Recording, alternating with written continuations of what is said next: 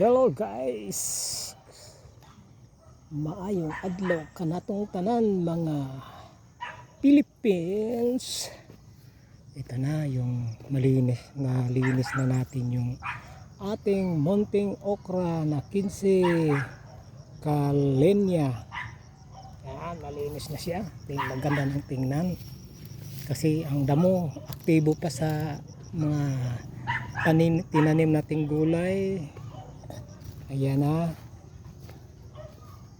more than 2 weeks na to na tinanim natin. Medyo ayan,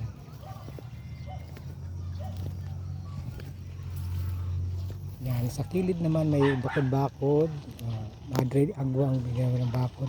Tapos tinanim na natin ang sitaw. Ayan, ayan, ito naman bakod din kasi may katabi tayo si ate na taga Cebu din sila, taga Bulhoon sila, Bulhoon, Cebu. Ayan na,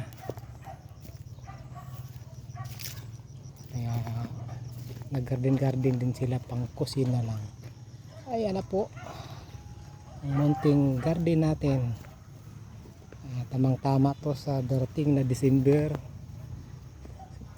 September, October, November, December, sakto sa panggulay.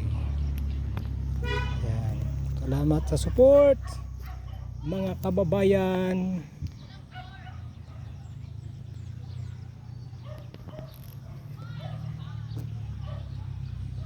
Ultimong mag-uuma diri sa Davao. Yeah.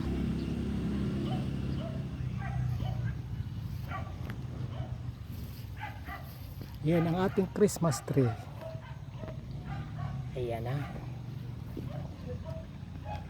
Pasilip ko lang sa inyo yung ang ating talong.